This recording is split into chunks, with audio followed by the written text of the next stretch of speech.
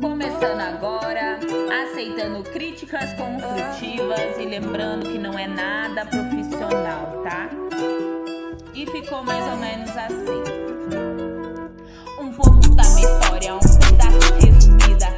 Desde nova, guerreira e sofrida, bebendo sendo chamada de cadela e vadia por bocas malditas que eu nem conhecia.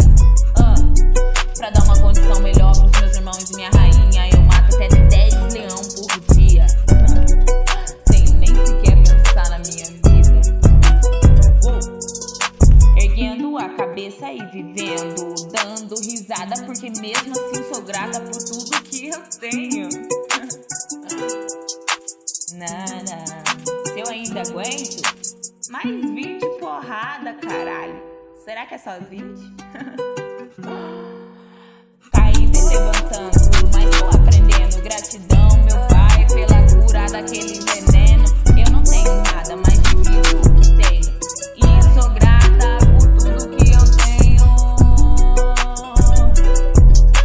Deus foi generoso comigo.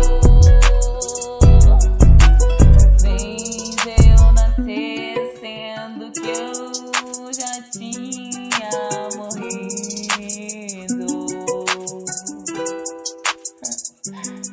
E no espelho ele mostra que o meu futuro é lindo.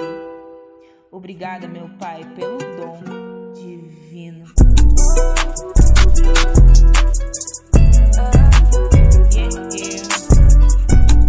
Hein, filha da puta, cê lembra daquela blusa que eu tirei do couro pra não deixar você passar frio?